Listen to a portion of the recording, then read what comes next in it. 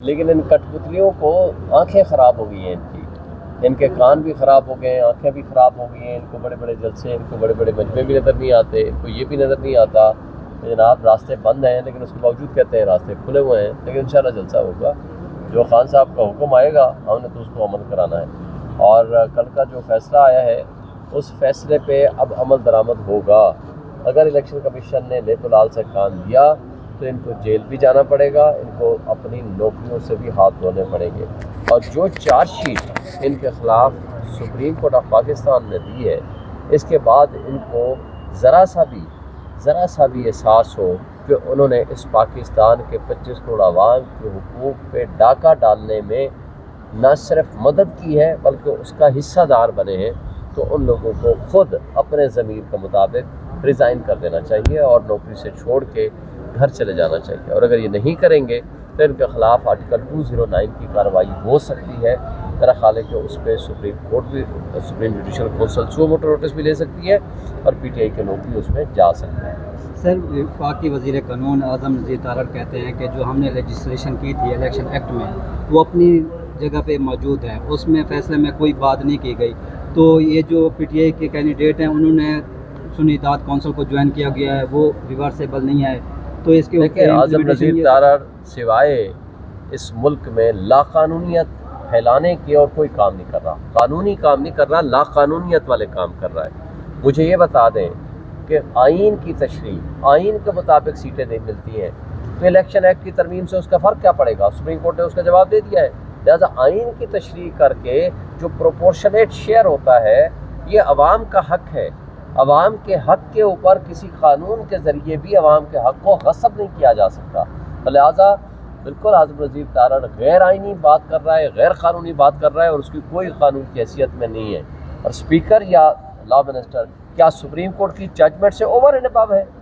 جب اس کے over and above نہیں ہے تو they are bound to follow the law, they are bound to follow the judgment of the supreme court. Sir, election commission اجلاس پہ اجلاس کیے جا رہے ہیں، آج چھٹا اجلاس ہونے جا رہا ہے، لیکن وہ کہہ رہے ہیں کہ 208 209 ایکٹ کے تحت پی ٹی آئی ہمارے پاس رجسٹرڈ پارٹی نہیں ہے، اور قومی اسمبلی سیکریٹریٹ میں بھی وہ ڈی لسٹ ہے، تو اس کے اوپر امپلیمنٹیشن کیسے ہوگی سر؟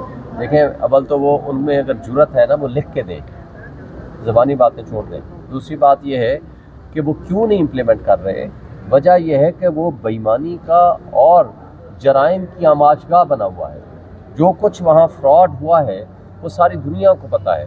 اب ان کے فراڈ کے عیاں ہونے کا وقت آیا چاہتا ہے، اب اس وجہ سے اب وہ کوشش کر رہے ہیں کہ کسی نہ کسی طریقے سے اپنے جرائم کو چھپایا جائے اور جس پارٹی کا جو حق ہے اس کو وہ نہ دیا جائے۔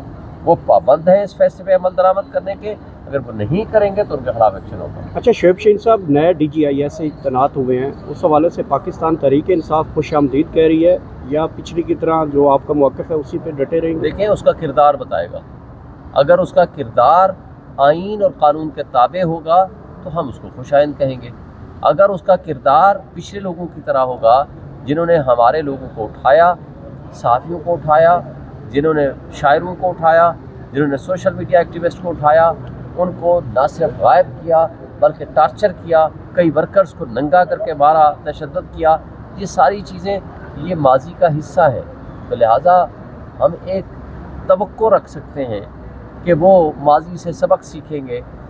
ہمارے ملک کی فوج ہے، ہمارے ملک کی انٹیلیجنس ایجنسی ہے، اگر وہ اس ملک میں آئین اور قانون کے تابع چلیں گے تو پوری قوم ان کو خوش آمدید کہے گی، اور اگر وہ آئین اور قانون کے خلاف ورزی کریں گے تو ان کے ساتھ وہی سلوک ہوگا جو پہلے لوگوں کے ساتھ ہوا۔ تو جلسے کی سر این او سی کے لیے درخواست دے دی گئی ہے پی ٹی آئی کی جانب سے، یا جو قانونی ٹیم بنائی گئی ہے سر؟ جی ان کو درخواست دے دی۔ اور میاں والی میں شیڈول کے مطابق تو جلسہ ہونا تھا، راول پنڈی میں شفٹ کرنے کی کیا وجہ؟ یہ خان صاحب نے فیصلہ کیے، تو میرا خیال ہے جہاں طاقت کے سرچشمے ہیں، اسلام آباد راولپنڈی، اسلام آباد کا جلسہ ہم نے کر لیا، لاہور کا کر لیا، راولپنڈی کا ابھی کرنے جا رہے ہیں، تو ہمیں اپنی اسٹرینتھ بھی شو کرنی ہے اور اپنا پروٹیسٹ بھی شو کرنا ہے۔ علی امین گنڈا پور کے اوپر تو مقدمہ ہو گیا ہے، مقدموں کی تو لسٹ جاری ہے، ابھی پروگرام بھی جاری ہے، تھوڑا ہے، مقدمے اور بھی ہوں گے، کرتے رہیں۔ ان کٹپتلیوں کے پاس ہے کیا سوائے مقدمے کرنے کے؟ ان بےایمانوں اور چوروں اور منی لانڈرر نے اس ملک کو تو جس کو کہتے ہیں نا مسائلستان بنا دیا ہے، اور اس کو پولیس سر، اسٹیٹ وزیر نہیں، اعلیٰ کی پولیس اسٹیٹ نہیں بلکہ اس سے بھی بدترین صورتحال درپیش ہے. جو مقبوضہ کشمیر میں جو کچھ ہو رہا ہے نا، اس سے زیادہ بدتر حالت اس وقت پنجاب میں اور فیڈرل گورنمنٹ یہ ہمارے پولیٹیکل ورکرز ہمارے پی ٹی آئی کے خلاف کر رہے ہیں. وزیر اعلیٰ کے پی کے اوپر مقدمہ درج ہوا ہے، بہت بڑا مقدمہ درج ہوا ہے. آپ کے کے پی میں مسلم لیگ نون کے کئی کینڈیڈیٹس ہیں جو آپ کو دھمکیاں بھی لگاتے ہیں، ٹی وی ٹاک شوز میں بھی لگاتے ہیں، لیکن کے پی حکومت جو ہے وہ ایک درخواست یا ایک مقدمہ آج تک درج نہیں کروا سکی نون لیگ کے خلاف. کیا وجہ ہے کہ بے بسی ہے اس حکومت میں؟ دیکھیں، ہم ان کٹ پتلیوں کی طرح، ان بےایمانوں کی طرح غلط پرچے نہیں کرنا چاہتے. ہم اپنا کردار واضح کرنا چاہتے ہیں. ہم نے آفر کی ہے کہ آؤ کے پی میں جلسے کرو، آئیں آپ جلسہ کریں. ان کے کہنے پہ چونکہ عوام نہیں آتی، یہ باہر نکل کے تو دکھائیں. یہ ان کے کہنے پہ پبلک نہیں آتی. تو اس وجہ سے ہم ایک رول آف لا پہ بلیو کرنے والے لوگ ہیں. ہم یہ نہیں کہتے کہ ہم جا کر کے پرچوں کے ذریعے اور ایف آئی آروں کے ذریعے ان کو پھر وہ ٹٹ فار ٹیٹ کریں. ہم یہ کہتے ہیں کہ یہ جو کچھ کر رہے ہیں اس کا نقصان ان کو خود کو ہوگا. عوام ان سے نفرت کرتی ہے اور مزید نفرت کرے گی. اچھا سر، یہ گول باغ آپ نے جگہ لیاقت باغ جگہ سلیکٹ کیا ہے جلسے کے لیے، اگر آپ کو کہیں پہاڑوں کے اندر جگہ دی جاتی ہے وہ قبول کریں گے؟ نہیں جی، لیاقت باغ کا مطلب لیاقت باغ ہے. پہاڑ کون سے والے پہاڑ میں لے کے جائیں گے؟ یہ مارگلا کی پہاڑیوں پہ.